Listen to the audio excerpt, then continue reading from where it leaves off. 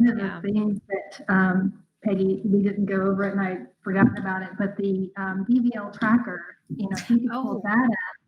MacKenzie is actually our game developer, and she does a great job with this. And so she created this, and this might be something, MacKenzie, that you'd like to just kind of walk through with the parents to say, this is kind of what we're looking for.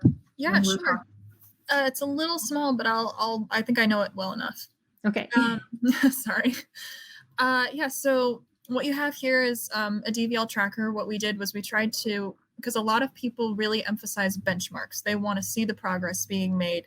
Completely understandable. And since Iconix is such a malleable, customizable program, sometimes it can be hard to make benchmarks. So I went ahead and made some.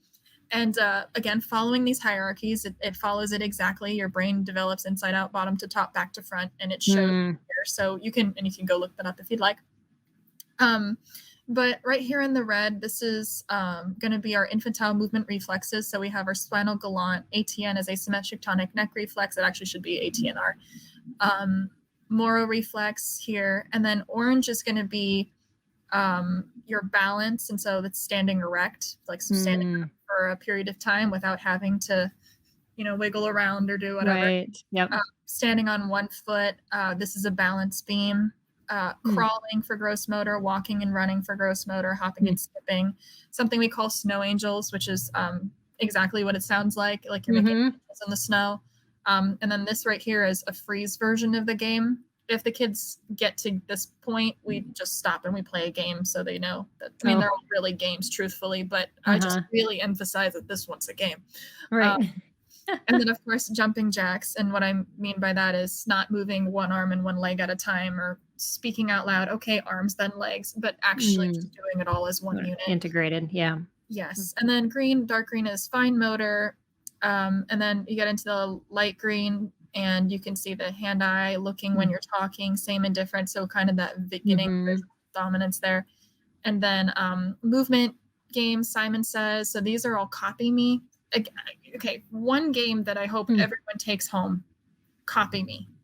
Don't say what you're doing. Don't be like, oh, it's your right arm. No, just stand next to your kid because that's ipsilateral so that they can see.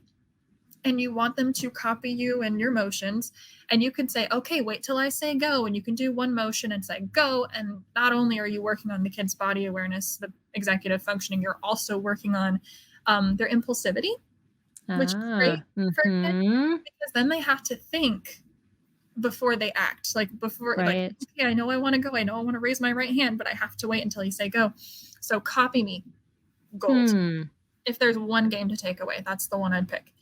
And so that's all going to be copy me in the dark blue, but starting with just certain motions. And then this is a whole section of copy me, which is a little bit different.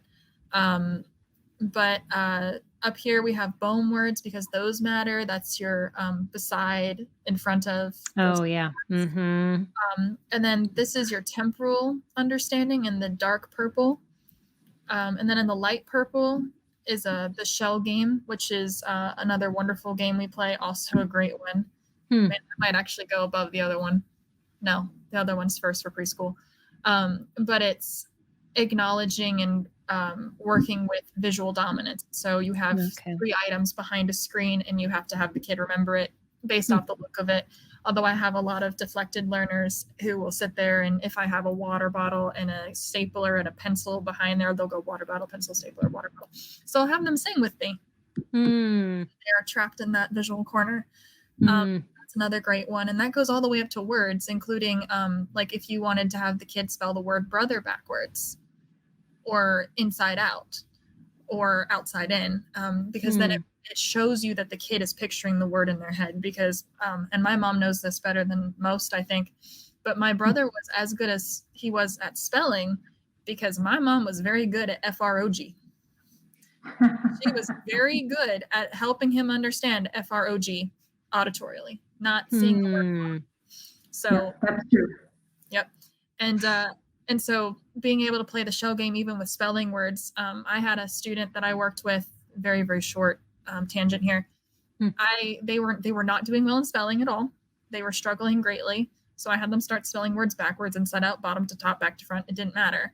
And the kid came back with hundreds every time for the rest of the school year because it forced him into that visual corner. He needed to be there.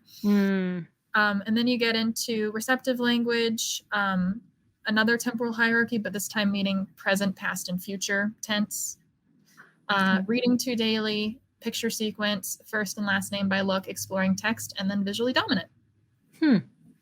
And so that's the whole tracker. And there's more to it than that. I mean, this is a very simplified version, but it's a good building block, if that makes sense. It's a good right.